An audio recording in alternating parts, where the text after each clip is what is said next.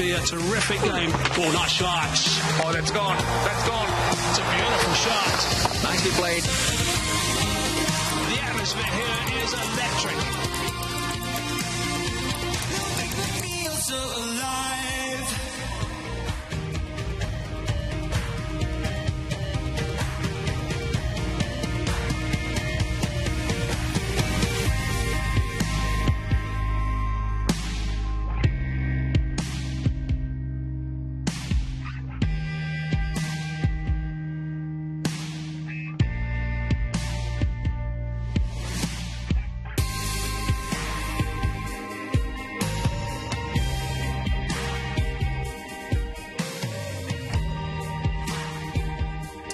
Those are the sights and sounds of the capital city of South Africa, Pretoria.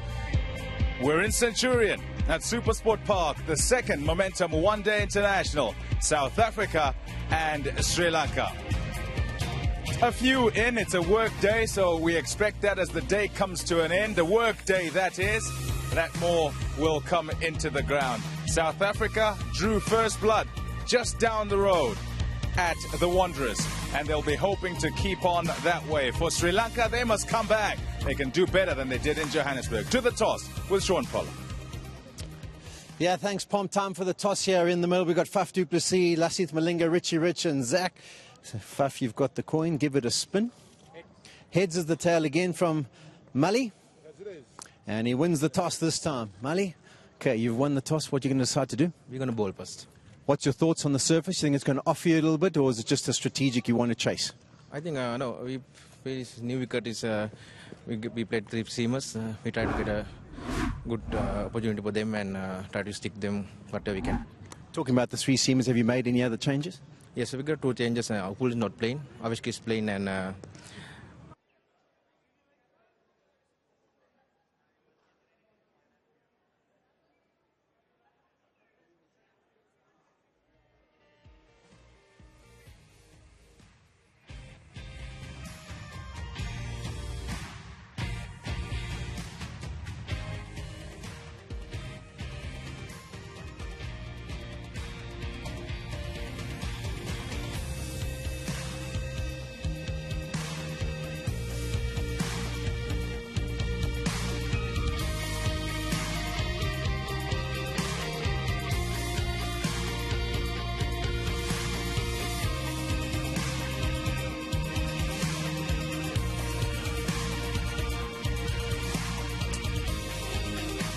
Bat here quickly, it just cracked. I had to just quickly get a change.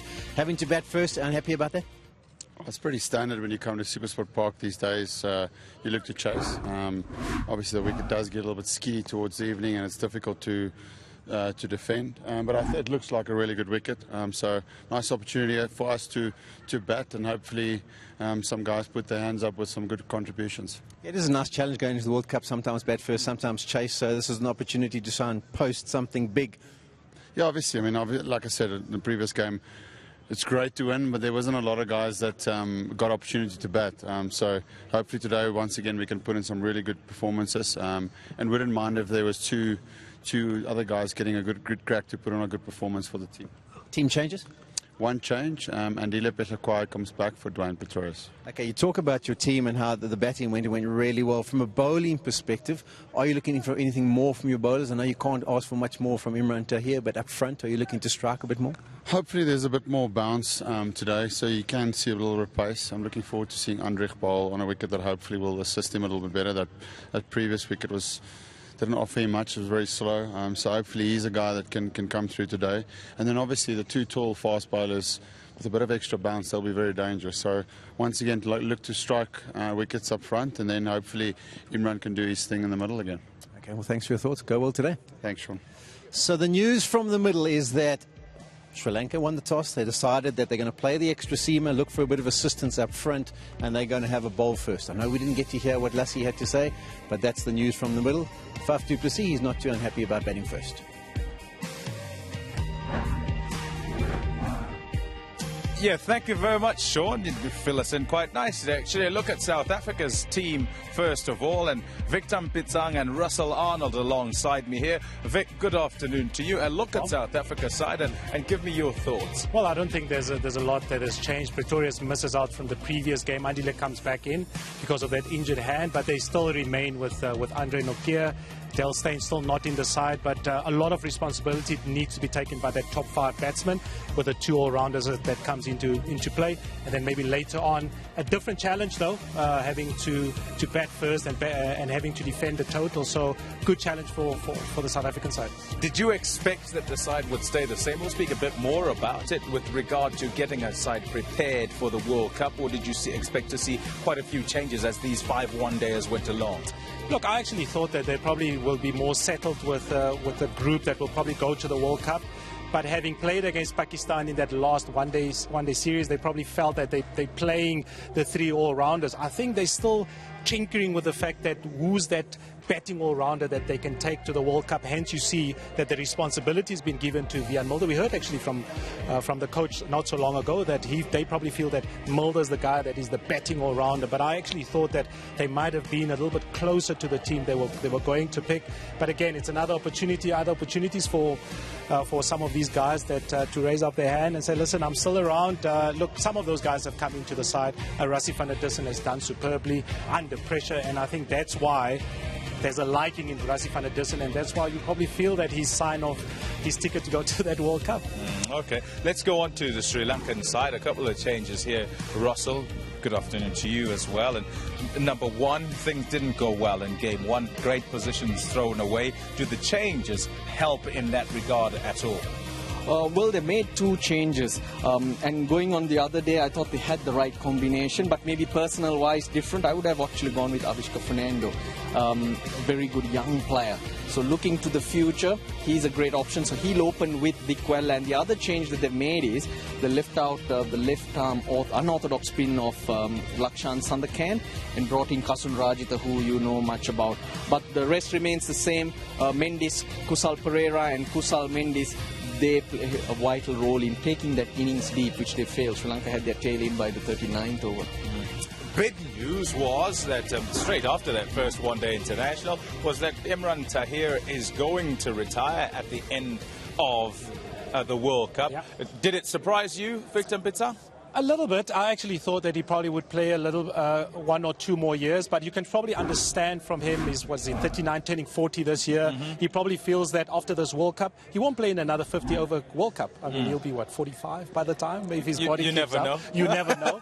But I think he retires from after the World Cup because he feels that there's enough spinners in South Africa has in the system that they probably need to get an opportunity to play, and so South Africa can then restart, they can rebuild their team with those spinning opportunities. He did say though that he's available for the T20 World Cup, T20 side, because there's a World Cup not so long after that. So I think he's been a good servant for South Africa. He's been outstanding. I just think when he made his debut in that World Cup in India, came on and had a wonderful run there. Missed out in the next 2 years, but I think he will be missed. I think he's been outstanding for South Africa, though. He certainly has. Well, let's hear what he had to say, actually. He caught up with Mike Hazeman not too long ago. Imran, thanks for your time. So this retirement news is now broken. How did that come about? I think it was a few months back. I had to sit with the Cricket South Africa, all the management, and then we decided that after the World Cup that I would like to carry on after that, but then I think that this is the right time for especially the youngsters in the country to give them the opportunity. I mean, I can give my 100% till I feel like that will be for the World Cup, and then and that's what we decided, and I think I had to say that because it's been just a great journey, and I can't be more grateful what I've got from the country and from the people. That's a big decision, though. It is a big one. It wasn't an easy one. It never was going to be. I love to carry on, and I feel like I'm in a good shape, and I'm working hard and playing good cricket at the moment. But look, I think that was going to happen, and then I think it's the right time. Just remind our viewers about how you came to play for South Africa. I came here to see my lovely wife, and then we got married. And then I came accidentally in the nets here. One of my friends, he brought me a Gulam Bodi. He was playing that time, and then Richard Pybus was the coach, and he saw me and he offered me a contract because he heard that I was going to get married. And then and then obviously I started from Titans, and it's been a great journey. If I look back, I'm really proud of myself what I achieved, and thanks to everyone who've been helping me in this. You touched on the fact that you still want to continue, so you've got other plans as well after the World Cup. I would like to carry on playing T20 cricket wherever I can, and I also would like to play the T20 World Cup. I feel like I'm fit enough for South Africa. For South Africa, and and the domestic competition in South Africa, T20 competitions, and that's where my focus is after the World Cup. Going back to the last match, you must have been delighted with your form and your rhythm. It came out beautifully. Yeah, well, I did say that I was really happy. Look, I said that many times before. I don't take any games for granted. Playing for the country, it's not just another thing. Millions of people you're representing, and I just personally just try to give everything I've got in me, and that's how I think and prepare myself before the game. So look, I'm just really happy the way it came out, and I was really pleased. So what was different in the last game compared to maybe earlier in the season? Like I said, not sure. I think I felt that I was bowling in the same way that because I think the previous years I never bowled few full tosses, which I did against Pakistan series. So that was probably maybe the lack of confidence, because I was playing one game and I was rested one game and I was playing another game, but it was also a planning. So it's not pointing finger at anyone, but it was my personal performance. So, but look, you learn every day from your sport, and then I think that's what I learned, and I went back to play for Dolphins, played a couple of games, and I'm just really grateful to the Dolphins who supported me and put me where I am today. Okay, well, thanks for your time today. You've got a game to win. Go and warm up. No, definitely, yes, looking forward for that. Well, I tell you what, we've seen many of those celebrations. Potent and an absolute superstar in South Africa's limited oversight, taking wickets galore, breaking partnerships as well. Russell Arnold, a word on him, and also on retirement, actually, when it comes to you. Not surprised at all with the decision. I expected it. He is still very fit. He's playing good cricket, and everything what he said and doing right now totally makes sense. He's not been offered a contract, so that's the message. T20 cricket, he'll keep playing because he's still fit. He can play. He wants to play. He can do the rounds. Not rocket science. And I know exactly how he feels if you want to go there as well. You get subtle messages, then it's time to make a decision for yourself. Okay. Well, it sounds like there's something left you want to get out there. No. Are you all right? No, even when I moved on, there were subtle messages. Yeah, all right. It's time to move on. There's more in life that you can do. We're happy. I look back and I got no regrets. No regrets whatsoever, as he said as well. The hope, though, as I say, is in the next, what are we, February, March, April, May, June. In fact, July is when you want to see a whole lot of those celebrations, because it means then that South Africa is still in it at that stage. What do they have to deal with today? What do they have to work with today? Sean Pollock, that question's at you with regards to the pitch. Thanks, Pom. Talking about subtle messages, my microphone was turned off, so I don't know if I'm on the way out here or not, whether people are going to listen to me. As far as the surface goes, what have we come to expect here in one-day international cricket? We almost get a bit of a sheen to it, a bit of a shiny, a bit like my shoes. You can see the shine of it. It's not like that today. Today it looks like it's a little bit matted.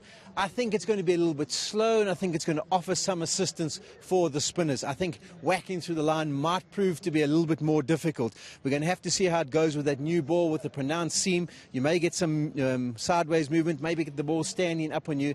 I don't think it's as pretty a one-day wicket as I've seen here, but that's my initial thoughts. I think once that ball softens up, it'll probably play a little bit better, but I think there will be some assistance for the spinners as well. So maybe I'm thinking somewhere close on 300 would be a decent total, probably not more than that.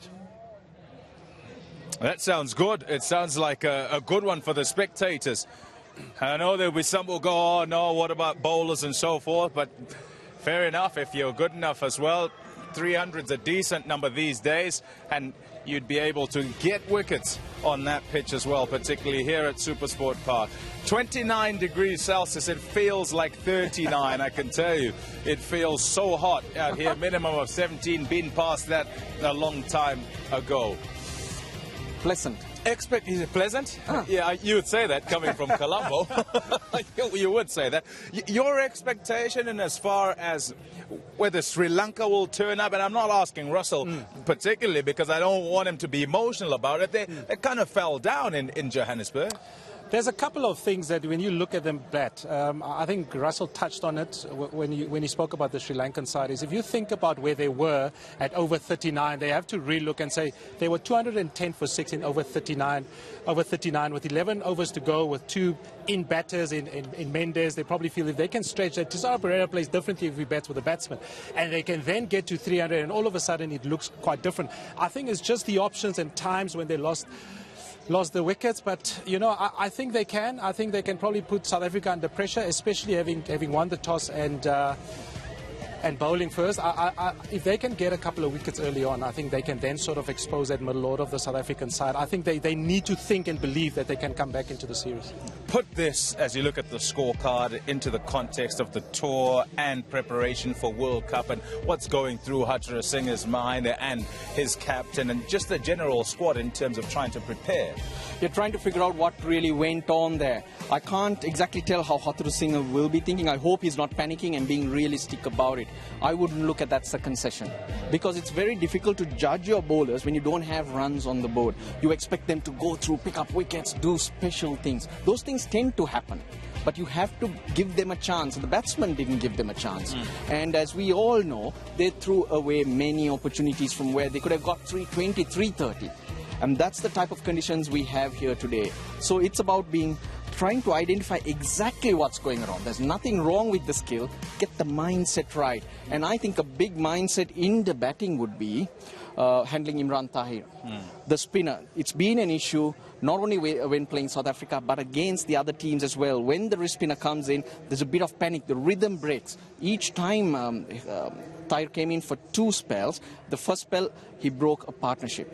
That's generally what he does. Yes. It happened again the second time, and I thought from a batting point of view, there was soft dismissal. So that's an area they need to look at, which will be done later. But for now, go out there, go through the basics, not panic too much, just keep chipping away and have a realistic target on this pitch. Yes, for me, it's 280, 300. Yeah, I wonder if the approach is different because it is World Cup year, Victor Pitsang. It'll be live right here on SuperSport. 14th of July, that final, how to get there, and does this form a part of the plan to get there? Definitely. I mean, we speak about the Sri Lankan side and how and these games is preparations. You play, you lose a couple of games. Do you panic? No, you don't, because the bigger picture is trying to get ready for the World Cup, which is in 2 months' time. So if you get to that and you can sort of rectify what you did, what Sri Lankans need to do is to try and rectify what they did. They need to make sure, especially when you play at the Wanderers or you play at SuperSport Park, you need to make sure that one of your top five batsmen bats towards the back end of the innings. That's when you win games, and that's when you hurt teams. And that's something that they need to learn from. And I think with the South African side, they'll be happy with what happened in the previous game, so you just keep on doing what you've been doing for quite some time, even though a couple of combinations that they need to get right, but it helps when you do win some games. Yeah, settled 15, get a 15 first of all. Normally at this time it's 15, 20 names and you're trying to whittle them down, who'll go, who'll not. Let's go to Hazy. Hi Hazy, how's the tournament going to go proper? Thanks, Palm. I just want to point out something now about the format of the World Cup. I hear people asking about what it's going to be, their various knockout stages, etc. Let's just go to the graphic that's going to explain totally what happens in this World Cup. Now, first of all, let's just discuss how many teams are going to be playing. It features 10 teams, okay? So it's the top 8 teams from the ICC rankings from 18 months prior. There was a date that was picked. And then the final 2 teams are from the World Cup qualifiers. So that 8 and 2 is the 10 that are playing. Now, it's a round-robin format. Listen to this. It's a round-robin format. There's no knockout stages, no one group, whatever. It goes all the way through. So all teams play each other once, and there's 9 games for each team. So there's a total of 45 group games, okay? So teams are in it from the start to almost the finish, and I'm saying almost the finish because then the top 4 progress to the knockout stage, to the semi-finals, of course, and then also to the final. So it's a long World Cup, but the sides are in it for a long time. So I don't think there's knockout stage and whatever. It's going to be of great interest. Let's look at the teams that are playing in the World Cup. Just to refresh your memory as to the sides that are in. Of course, you've got England, South Africa, India, Australia, all the main ones. And then Zimbabwe's not there. The West Indies just made it. Afghanistan, Sri Lanka, Bangladesh. Okay, so there's the sides, and the top 4 teams advance to the semis. Now, we're about 6.5, almost 7 weeks away from the squad of 15 being announced by South Africa. What we want to do also is get you to start selecting your squad of 15 so that you can give us some feedback. You've got to send us a tweet. Let me just have a look at this for starters as to my squad, for example. Okay, this is what I think the squad is at the moment. This might change, of course. My squad of 15, and you'll note that I've got 11 there, and I've also got 4. There's 1 or 2 in that 4. I need some runs and maybe a wicket or 2 around the place of that 4, but I've actually gone to pick my 11 at this stage. You don't have to do that. You need to send us your 15. Also, by the way, you've got, and you can see under my name, tweet us using the hashtag SSCricket. Now, we've got all sorts of electronics that picks up names so we can work out how many times certain names are used, and we're going to actually put them all together and get the consensus of what everyone thinks about the squad. And we're going to use this throughout today. We're going to look at all the commentators' squads to give you some feedback, and just tweet us and we'll gather your information so that we can actually look at that and put something together so we can show some later as well. So we'll do it throughout the rest of the one-dayers, but it's time now to start thinking about your squad that you think, the squad of 15 that is, that's going to be going to the World Cup, because it's not that far away now. So get busy, get thinking, and tweet us as soon as you can. Pom, back to you. Yeah, thanks, Hayes. It's quite easy and comfortable when you kind of, can pick whoever you like, no real responsibility. So go ahead, join in. But who would want to be a selector? It's tough, isn't it, Russell, at this time? Because you're making the call not for an 11, but for a 15 that's going to win you the whole tournament, has got to contribute as you go along. You have to think of the 11 for different situations, conditions, and then you've got to think over a period of time, over a tournament. Injuries can creep in, you might have to rest people, but you still have to have those bases covered, and surely the selector cannot say, oh, that'll change, of course. Yeah, he probably can.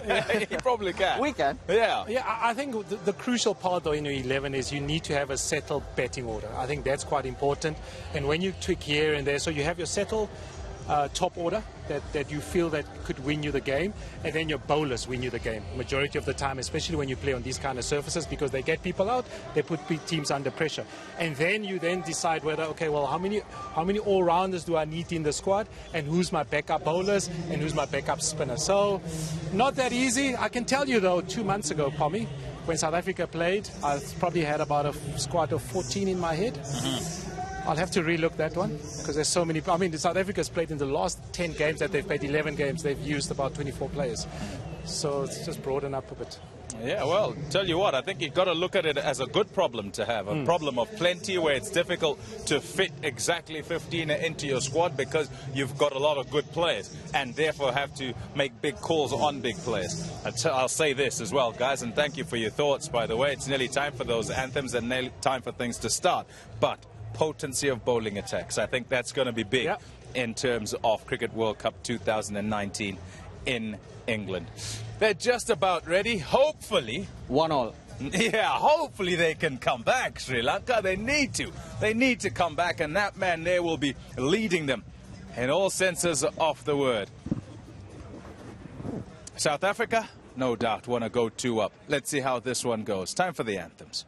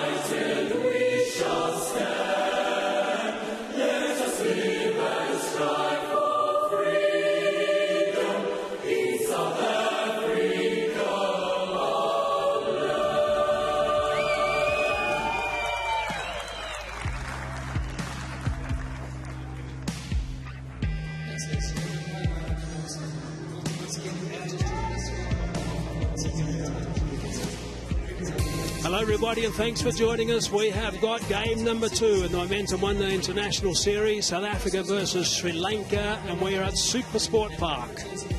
Plenty of blue sky today, a few clouds around the place, but don't worry about that, the forecast is good. Not expecting any rain at all. It's a day-night affair. It is the second game after South Africa quite convincingly won the first one. And there are 3 more after this. The news is that South Africa have lost the toss. Sri Lanka won it and they elected to bowl. South Africa wanted to bowl first. Faf du Plessis said of the toss that he thought that it's a situation where maybe the ball is going to skid on a little bit later when they're bowling, so it makes it a little bit challenging. So he didn't get his way. But Malinga did. I've got Sean Pollock alongside me as well. Let's look at the 2 teams. Sean, for starters, just have a look at the South African side and also let us know the one change. Yeah, South Africa, and Kwai has recovered from his injury, so he replaces Wayne Pretorius in the starting lineup and coming at number 7. And obviously add some bowling expertise to the lineup. And then Fernando in place of Taranga and Raditya in place of Sandakan for Sri Lanka. Deciding to go with the extra fast bowling option on a surface that may be holding up and offer a little bit of assistance up front. And then I just think at the top of the order they've decided, let's see what else we've got. We know what Taranga can do. He didn't really find any form in the first match. But never mind that. Those 2 men in picture, they've been in good touch throughout the season. And South Africa will be looking for a fast start from them again.